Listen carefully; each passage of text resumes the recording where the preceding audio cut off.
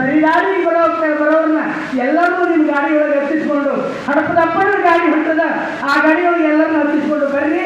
ಒಳ್ಳೆ ಮನಸ್ಕರನ್ನ, ಒಳ್ಳೆ ಹೃದಯವಂತರನ್ನ ಆದಾಗ ಮಾತ್ರ ನಾವು ಸಂಘಟನೆ ಮಾಡೋದಕ್ಕೆ ಸಾರ್ಥಕ ಆಗುತ್ತೆ, ನಾವು ಕೂಡಿದ್ದಕ್ಕೆ ಸಾರ್ಥಕ ಆಗುತ್ತೆ ಅಂತಕ್ಕಂಥ ನುಡಿಯನ್ನು ಈ ಸಂದರ್ಭದಲ್ಲಿ ನುಡಿಲಿಕ್ಕೆ ಇಚ್ಛೆ ಪಡ್ತಾ ಇದ್ದೀನಿ.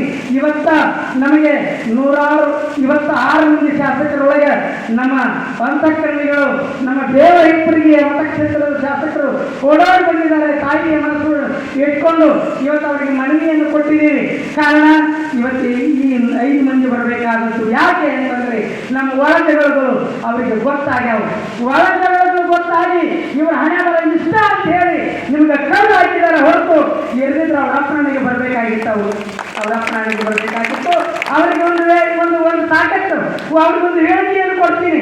ನಿಜವಾಗಿ ಸಮಾಜದಿಂದ ನೀವೇನಾದರೂ ಓಟ್ ತಗೊಂಡಿದ್ದೆ ಆಗಿದ್ರೆ ಮುಂದಿನ ದಿನಮಾನದಲ್ಲಿ ನಿಮಗೆ ತಕ್ಕ ಪಾಠ ಕೆಲಸ ಇರ್ತೀನಿ ಭಾಗದೊಳಗೆ ಅನ್ನುವಂಥದ್ದನ್ನು ಕೂಡ ಈ ಸಂದರ್ಭದಲ್ಲಿ ತಿಳಿಸಿಕೊಡ್ತೀನಿ. ಯಾಕಂದ್ರೆ ಸಣ್ಣ ಸಮುದಾಯ, ಸಣ್ಣ ಸಮಾಜಕ್ಕೆ ನ್ಯಾಯ ಸಿಗದೇ ಇರತಕ್ಕಂಥ ಸಂದರ್ಭದಲ್ಲಿ ನ್ಯಾಯ ಕೊಡದೇ ಇರುತ್ತದೆ ನೀವುಗಳು ನಮಗೆ ಯಾಕೆ ಬೇಕು? ಹಾಗಾದ್ರೆ ಮುಂದಿನ ದಿನಮಾನದಲ್ಲಿ ನೀವು